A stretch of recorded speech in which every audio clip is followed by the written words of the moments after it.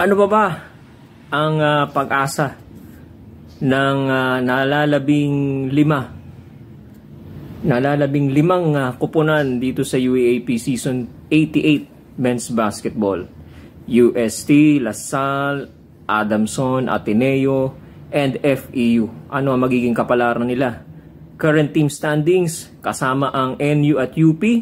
Ano ang itsura ng ating team standings? Didiscuss natin ngayon yan dito sa Toki Toshi Sports. Magandang araw sa inyo lahat mga katokers, mga katokis, mga katoshis. Welcome naman po sa ating panibagong vlog dito sa Talking Toshi Sports.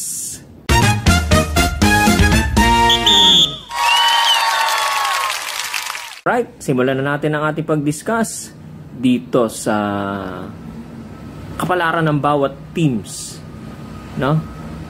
Sa malapit na matapos na elimination round ng men's basketball dito sa UAAP Season 88 plus game schedules, yung mga natitira pang game schedules plus yung mga game results. Ito na mga kababayan, start! Okay, simulan na natin ang updates dito na sa UAAP Season 88 Men's Basketball Tournament. Okay, let's go! First game natin sa game results, very close one. Nako, talaga namang at ang haba ng laro dahil ang daming kino-contest, ang daming kini-clear out. In the end, nanalo po ang Falcons, Adamson soaring Falcons over the De La Salle Green Archers, 61-60. Actually, lamang pang Archers nung una, tapos hinabol ng Falcons till the last minute. Lamang ang Falcons, nag-tres pa nga ang LaSalle. So bumalik pa ang bola sa Falcons, napitawan ng bola, last second shot para sa Green Archers, hindi lang pumasok. Kung pumasok yan, panalo Archers. Pero the way it used to be, hindi pumasok yung tira, desperation shot para sa dito sa Green Archers, So nanalo po ang Adamson soaring Falcons, fighting another fighting to live another day, all right. Yan. So, makikita natin ang Adamson Falcons panalo po ng 1 point over dito sa DLSU Green Archers.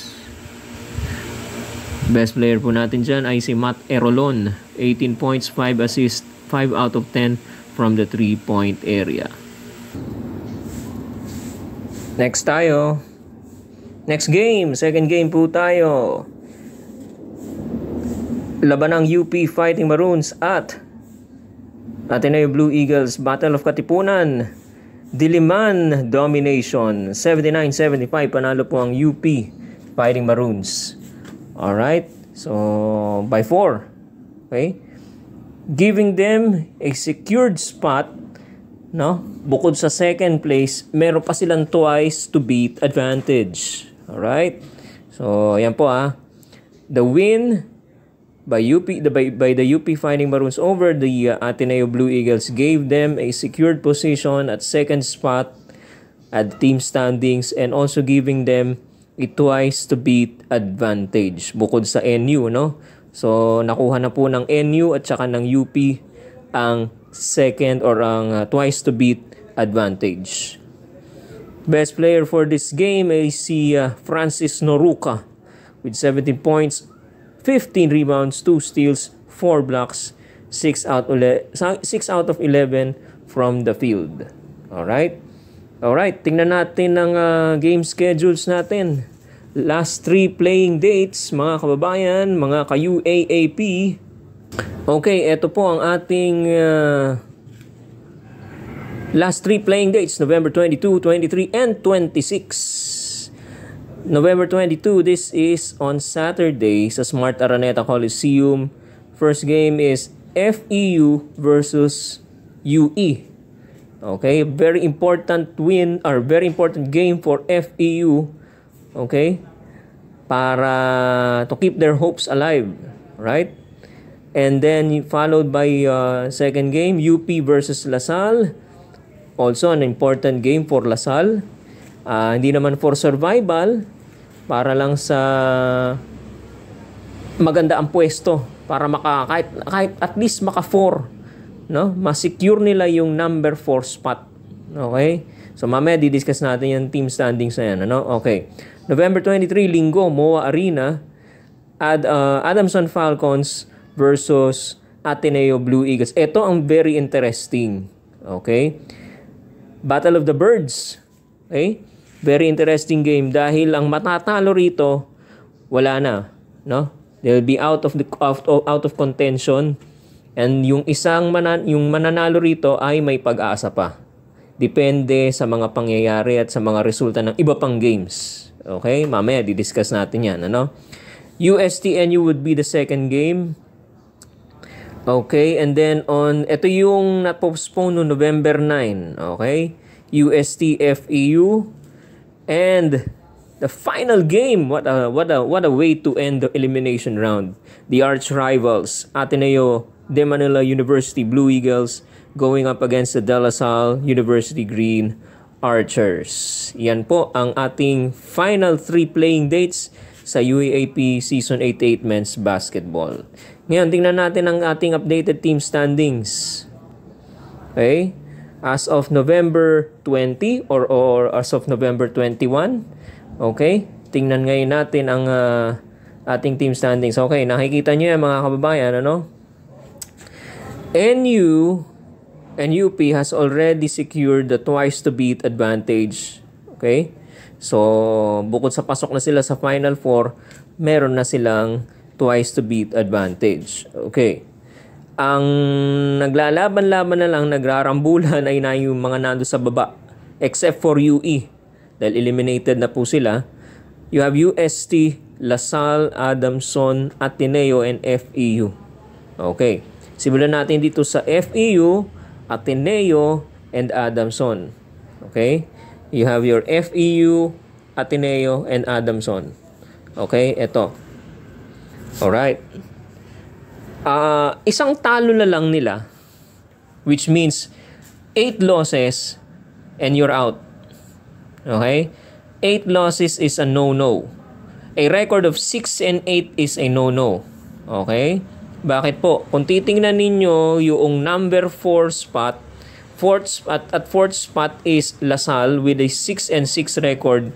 Ang pinaka-best na record na makukuha ng Lasal ng 4th place, okay, ng 4th place is 8 and 6. Okay. So, and the worst record that Lasal can have is 7 and 7. Okay? Alright, last 2 yan eh. Last 2 yan. Yung UP Ateneo nila ng mga laro. So, ang worst record nila dyan, 7 and 7. Which is the best record that Adamson, Ateneo, or FEU can have. So, pwedeng tumabla yung FEU, Ateneo, Adamson sa Lasal for the 4th spot, for the last spot. So, pwede pa yan, 7-7. Pero pag once na natalo ang Adamson, Ateneo at FEU ng pang-8 nila, hindi naaabot doon sa best record or even doon sa worst record ng Lasal na 7 and 7. Okay, dahil 8 na ang talo nila, ang maximum na talo na makukuha ng Lasal na lang is at 7 and 7. Possible, ano? Yan. Pwedeng 8 and 6. Kaya lang pag 8 and 6 ang Lasal, wala na talaga. Kahit mag 7 and 7 kayong yung mga nandito sa bandang nasa baba, itong Adamson, itong kahit mag 7 and 7 itong FEU, Adamson at saka Ateneo, kung 8 and 6 naman itong Lasal, wala rin. Pero still, no? Para magkaroon kayo ng pag-asa, kailangan 7 kayo rito. Just in case, no? Umasa kayo na ang Lasal ay matalo ng 2 o ng 1 pa para tabla kayo. Makatabla kayo sa 4th spot at meron kayong playoff. Alright? Yan. Okay. So, para na-combine na natin, ano? Yung kwento ng Lasal, ng Adamson, ng Ateneo, tsaka ng FEU. Okay. Ang UST naman, dalawang playing dates mula, NU tsaka FEU. Okay. Pwede pa silang mag 9-5. Number 3, pumoporma na yan sa number 3. Okay. Although, pwede pa silang matalo ng dalawang sunod. So, pwede pa silang sumali. Pwede pa silang hilahin pababa at 7-7. Pwede siyang sumali doon sa playoff. Na maaring mangyari sa Lasal, Adamson, Ateneo, and FEU. Lumalabas, posible na magkaroon ng 1, 2, 3, 4, 5, 5-way tie sa 3rd and 4th place. Yung 3rd and 4th spot, pag-aagawan ng 5 teams. Okay? I'm really not sure kung ano ang gagamitin diyan ng UAAP. Ang alam ko diyan, pagka number 4 spot ang pagtatalunan, may playoff game. Okay? Pagka number 2 spot ang aagawan, well, number 2 pala nakuha na pala ng UP. I stand corrected. Okay. Pero ito, pag number 4 spot, ito siguradong mayroon tong laro kung merong tablahan sa 4th spot. Hindi ko lang alam kung step ladder or ano ang gagawin nila rito. Okay? So, abangan na lang natin, ano? Or meron tayo sigurong very short discussion dyan kung meron man makumpirma natin anong gagamitin nila rito, no? Pero to break the tie, ang alam ko dyan, pagkakaalam ko, step ladder playing dates, no? Or lalaro yung 5, okay? Or yung 4 kasi meron pang isang format, yung may quotient system pa, no? Yung pinakamataas na quotient, yun ang magiging number 3 tapos maglalaban-laban yung 4, step ladder. Okay? Pwede rin ganon, ano? Hindi rin natin makumpirma kasi bihira mangyari tong mga ganito, no? So, ayan. Well, that would happen if magse 7-7 kayong lahat, no? Doon sa 5 teams na yan, yung tinatawag natin 5-way tie at 7-7. Okay? Pero kung hindi naman mangyayari yun, ibang senaryo ang i-discuss natin or mangyayari or ang lalabas yun sa team standings, mga kababayan. Okay, basta importante sa UST, maipanalo nila yung gusto nilang wala nang komplikasyon, pumasok na agad sila sa Final 4, kailangan at least 8. Okay? 8 wins and 6 losses. Yan. Okay, ang Lasal ganun din, 8 wins and 6 losses. Once na may 8 na, mag-8 na ang UST at Lasal, wala na rin pong pag-asa ang Adamson, Ateneo at saka FEU. Okay, ang babantayan din natin laro dito yung laban ng Adamson at saka Ateneo. Ang sino man nanalo doon, may pag-asa pa at 7-7. Yung matatalo doon, goodbye na po. Bakasyon na. Okay? Ayan. Sa FEU naman, must win naman yung dalawa nila dyan. Mga kababayan. Okay? So, dapat 7-7 din sila.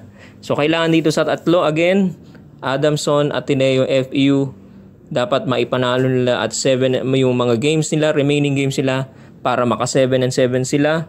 Okay? And hope na matalo ang UST at saka Lasal. No, hindi umabot ng 8 wins ang UST at Lasal. Ang UST at Lasal naman, syempre gusto nila yung kabaligtaran. Baka abot na ng 8 para wala ng playoff, wala ng komplikasyon, mga kababayan. Okay? So, kung may tanong kayo mga kababayan, lagay nyo lang po sa comment section. Patuloy po ninyong suportahan ang ating YouTube channel, Talking Toshi Sports, at ang ating Facebook page, Talking Toshi Sports. Huwag nyo kalimutan mag-subscribe sa ating YouTube channel. Hanggang dito na lamang po at maraming salamat po sa inyong panonood. Maraming salamat po mga ka-UAAP. Bye!